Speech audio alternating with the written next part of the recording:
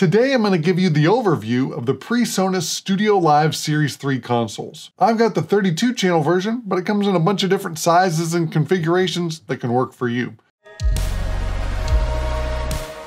We're going to go over the basics of where things are and how to set things up, and then at the end I'll give you some pointers on some things to look out for. If something's not working, these are the things to check. If you're a regular subscriber, welcome back. But if you're new here, I helped sound techs save the day by eliminating distractions. Whether that's at church, at school, in the theater, or at club, I'm here to help you. The first thing we've got to do with our console is get audio to it, right? So in the back, built in are a bunch of mic preamps. Now, some newer consoles don't have the mic preamps built in. They expect you to have a digital snake. But thankfully, this one has it built in, so you can just plug in your microphone input straight into the back of the console. The first half of the inputs are mic only, but the last half have mic or line capability. So if you've got a wireless mic or something with a TRS cable, you can plug that in into 17 to 32 on the 32 channel version. You might also want to hear what you're doing, so you're going to have to select an output. Usually the main outputs are going to work. If you're in a studio environment, they've got a monitor output as well with a handy knob that goes straight to those. That makes it a lot easier to control your control room level while you're monitoring, recording, or mixing for a broadcast. Most all of the channel functions for the console, so all the different individual inputs that are coming in, can be controlled from the fat channel control. And why audio engineers like things to be fat, I'm not really sure. But I'd rather have it be fat than thin, because thin makes it sound like it's a wimpy sound, and we don't want to do wimpy stuff. We want to do big stuff. So here in the fat channel control, there's different settings that you can have come up on these different encoders. There's 8 encoders, 8 buttons.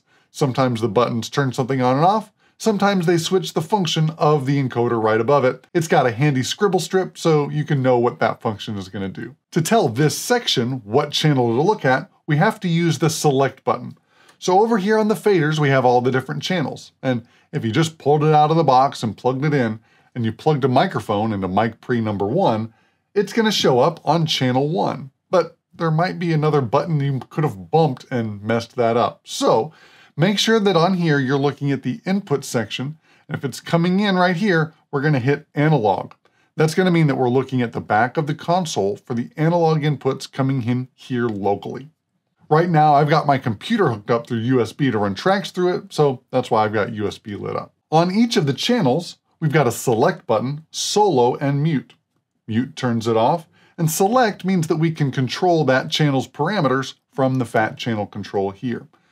Now there's also a touch screen, and that's really handy for getting to parameters and adjusting them as well. You select a parameter by touching it, and then twisting the knob here at the bottom of the screen will adjust that one parameter.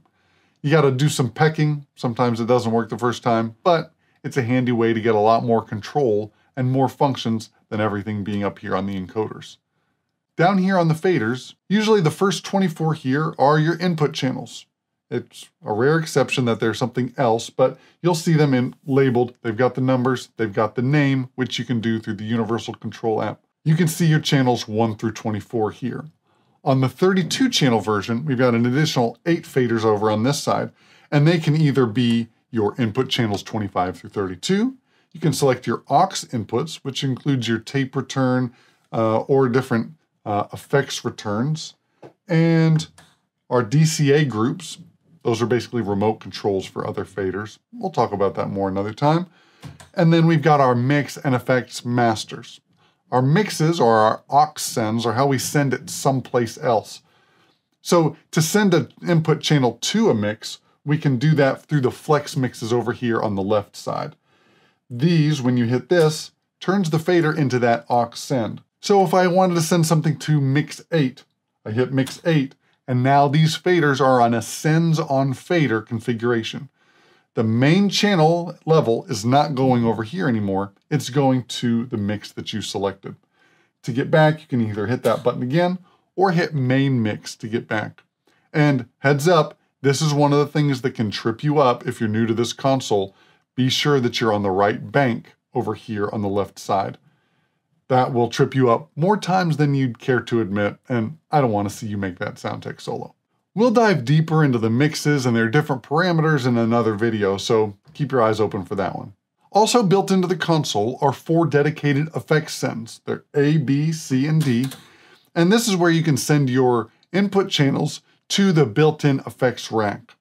You can get to it either by hitting the effect there, and then you'll see the effect that's selected on the screen, or you can hit effects over here in the center section and go to which one you want to go to.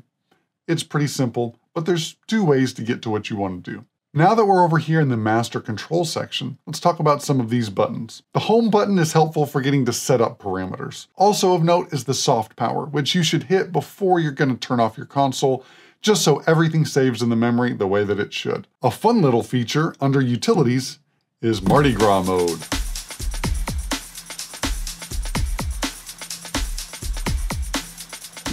Aside from being really impressive for anybody that comes near the sound booth, it's helpful to test out all your faders, all your encoders, all your lights and LEDs, just to make sure everything's working. You can also adjust the brightness of the LED screens and the lights and stuff. I've got it turned down right now because I'm inside, but if you're outside, having that extra light can really help you see things. The next thing you need to know for this console is the scenes button.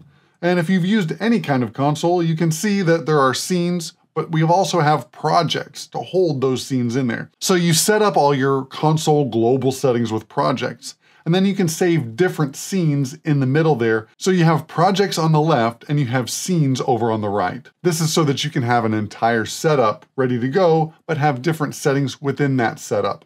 So let's say that you've got your mixer indoors for one venue, and then you take it out and you're doing some theater production in the park. This way you can have different projects set up for each one of those. It keeps all your scenes well organized. There are dedicated store and recall buttons here, so be careful that you don't start hitting that on accident and save over something you didn't mean to. Though this stuff is handy, most of the time you're going to be using the screen, it's going to be looking at your input or output processing. Now on every input channel, there's control for almost everything that you'd want. You've got EQ, gating, compression, and limiting, which might be more than you need, but it's nice to have it there. On our FAC channel control, we select the input button, and that will show us an overview on the screen of all the settings that are going on right there. It lets us control our preamp either from right here with this knob, or we can use the dedicated encoder over here, pan, gate threshold, compressor threshold, high pass filter, and a couple EQ bands are built into the encoders right here. There's also an input delay, but unless you really know what you're doing, I suggest leaving this at 0. And you'll thank me later after you play with it, mess something up, cause a problem, and then get really embarrassed. Or you can just take my advice and not do any of that. From the screen, we can also select phantom power, or 48 volts of DC that helps our condenser mics operate. Phantom power activate, phantom power activate. DC volts at 48 helps condenser mics operate, operate, operate. That one's for free. And there's also a polarity switch. Basically, you use this when there's 2 mics on the same source, and when you push them together, they cancel each other out. I'll explain more in this video up here. You also have the option to stereo link channels. Now it has to be an odd and even channel that are stereo linked, so you have to link 11 and 12, not 12 and 13. You can see I did this on the overhead mics here, and then our pan parameters are just the width. So, I'll link that again, and we can do that. Now all our EQ and fader changes happen at the same time on both channels. So you can see the fader follows along there. Now the options we have for our input could be USB, coming from a USB cable plugged into your computer. Built into the console is a 32-channel I/O interface. So you can get 32 channels to your computer and from your computer, all using one cable. But I think it's more than that. So using a single USB cable, you can get up to 64 channels over there. So I'm looking here, I'm scrolling down. We got 64 USB channels we can get to the computer. That's pretty hefty. We can also have our channel look at network inputs. PreSonus uses their own proprietary AVB network. So you can have remote preamps on stage or utilize another console's preamps and send all the signals digitally to this console over here. That way you'd select the network input. Now, one really nice feature is the built-in SD card recording. Over here, there's an SD card slot. You can put this in to record all your input channels from rehearsal. Then you switch all your input channels over to SD card mode, Now you can play back all of those channels and practice without the band having to be there. Now earlier I said I'd tell you about the things that can trip you up, and here's one of them. You have to make sure that your channels are assigned to the main bus before they will come out this master fader and go out the main outputs on the back of your board. If this little button is not lit up, you're not going to get any signal to your main mix, so watch out for that. In addition to the main mix, there are 4 subgroups, A, B, C, and D, that are a part of the console. So if you wanted to have your band as a stereo group and your vocals as another stereo group, you can link A and B together and C and D together and have those processed before they go to the main bus. You can see that I've got these linked already. When I hit one, the other one lights up too. I'll show you 2 more things before we wrap up this video and move on to the next one. The first is the tap tempo function. So if we have one of our effects units set up to be a delay, we can hit that and hit tap assign. Now this physical button becomes our tap assignment. This way we get our delay timed to the music, and we can write up that one note and make that one lyric repeat over and over again right in time. Tapping delay is one of my favorite things to do when I'm mixing. Now the last section I want to show you is these user function buttons. You can set these buttons up to be several different functions, from scene recall and storing, or a specific scene recall, to tap tempo or a mute group. To get there, we hit the home button and then system, and then we can hit user button assign. Now each one of these buttons can be assigned a different function. We hit edit on one, we can do mute groups, tap tempo for any of our effects racks, a scene, so you can have it recall a certain scene, or scene navigation, where you're hitting next scene, previous scene, or recall scene. So there we go. That's the overview of the PreSonus Studio Live Series 3 console. You can find more videos in this playlist right up here. And if you liked this video, give it a thumbs up, or if you hated it, you can give it a thumbs down. Hit subscribe, and I'm gonna say don't ring the little bell. And here's why. You are overwhelmed with dopamine, and we get dopamine hits every time we check our phone, we get a notification, we do this or that. We're constantly checking our email, and I am the worst at it. So I'm turning off notifications. I'm putting my phone somewhere else when I'm working or need to focus or having a nice conversation.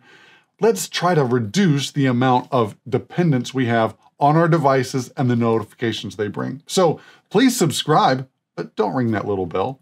You will thank yourself after you've weaned yourself off of those dopamine hits from seeing your phone light up all the time, and you can thank me in the comments later. If you have any questions about the console, or if there's something specific you want to see in this series, go ahead and drop those down in the comments below. And remember, it's all about the low end, avoid the sound tech solo, and nobody leaves humming the kick drum. We'll see you back here next time on Attaway Audio.